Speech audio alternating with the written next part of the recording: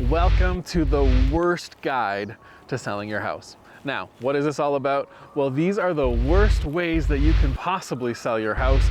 There's some tactics and strategies that some agents might try to tell you that you should try doing, but reality is, in most cases, 99% of the time, they aren't gonna work. So there are gonna be unique situations where some of these ideas could actually pan out for you, but the reality is, most cases, these are not gonna work for when you're trying to sell your property in 2023 or even 2024 here in Calgary. If you want further insights about everything that we're talking about in this video today, stick around to the end because I'm gonna share with you a special PDF that you can download and you can kind of dig in and basically just eat it all up. But the other thing is, if you are planning on selling your house, I would strongly suggest you email us at info@chamberlaingroup.ca or give us a call at 587-316-5400. Whew, a lot of numbers there, but give us a call because we want to show you how we were able to sell 94% of all the listings that we listed in 2022 when the average in Calgary for the Calgary real estate market was 75%. So we got something going good here. You need it. So let's chat.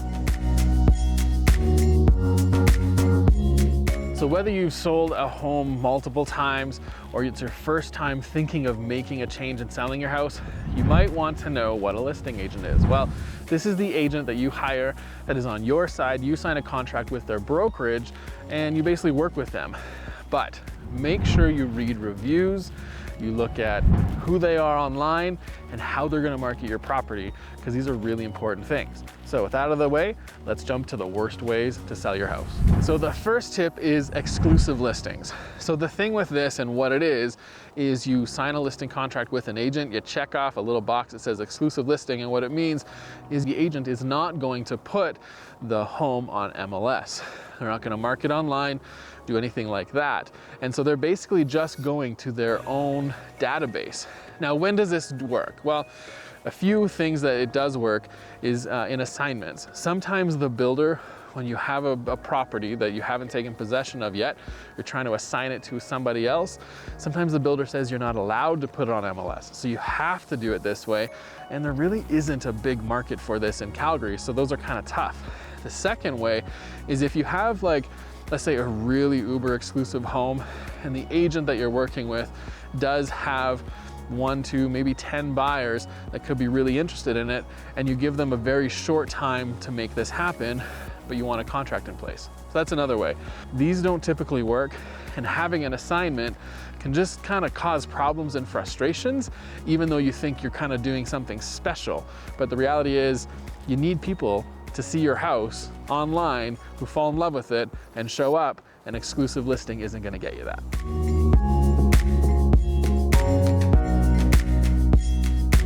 So the second thing that we want to talk about, and you hear this all the time from agents, is your house looks great, you don't need staging, so then you don't stage.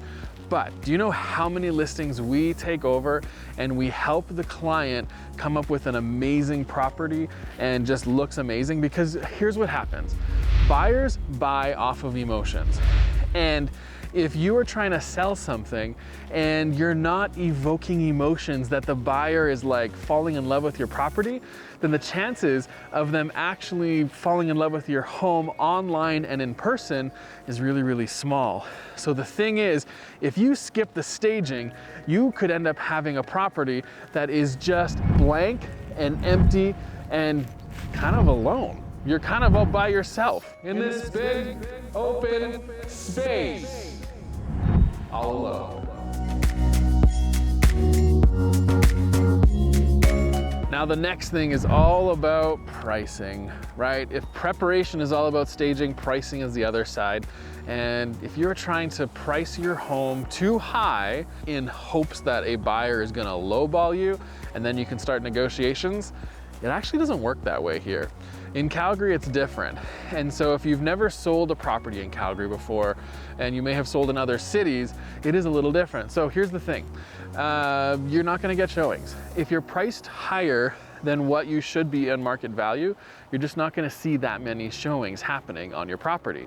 And the second thing is 98%, That is the magic sale price that comes off of the list price, and that is what it ends up being. So most places are selling for 98% of the list price, and that's just the reality. Is you gotta make sure that you price things properly, because you might be chasing down the market even in a flat market, and even if the market's going up over the next couple years, it's so hard to know. So pricing it appropriately is gonna be super, super, super important. And there's a few things that we use on our team that help you do that through visually understanding the market, but also having a formula so that in case you are overpriced, we can correct it really quickly. So overpricing your home is just gonna cause more problems, you're gonna get less showings, and you're most likely aren't gonna get an offer just coming in low. And if you don't have the right market, getting multiple offers might not be in the cards either, because you're priced too high. Now, if you were planning on making a change in this coming year, we would encourage you and invite you to interview our team. We have a great track record. We have helped a family every 17 and a half hours move this past year. And not only that, we have actually had over 1.1 million video views on our YouTube channel here. So if you're watching this, you're thinking of making a change, we want to work with you. We would love to be invited to the table. Let's have a conversation and let's help you make that change. Like a cup of coffee, not all agents are made equal. Am I right? There are some really good coffee and not some good coffee out there.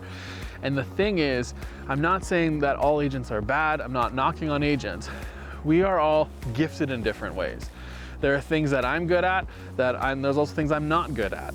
And the reality is potentially the agent that you bought the house with that helped you buy that property might not have the best skill set to list your property. So interview people, interview other agents, go out and look, because this point is all about don't fall in love or skip the marketing plan and fall in love with the agent only and not even really understand what the marketing plan is all about. How are they gonna sell your house? How are they gonna be able to bring in buyers? What is their strategy for pricing their home?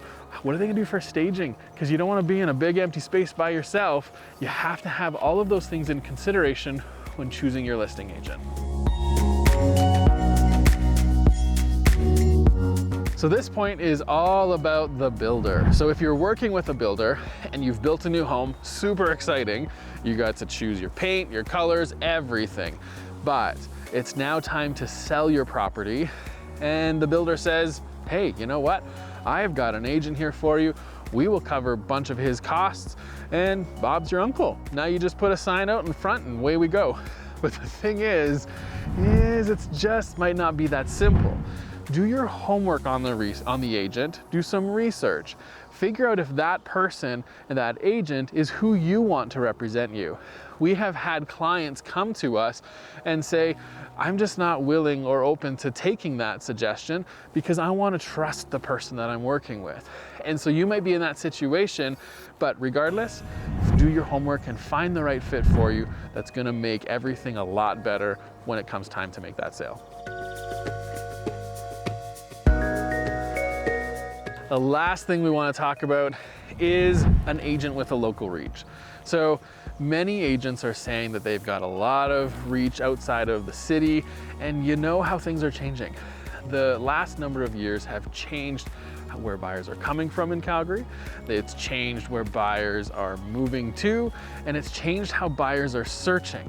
So having an agent that is only focused very niched in a city and doesn't have a reach out to basically across the country, maybe even to the US, could be a detriment.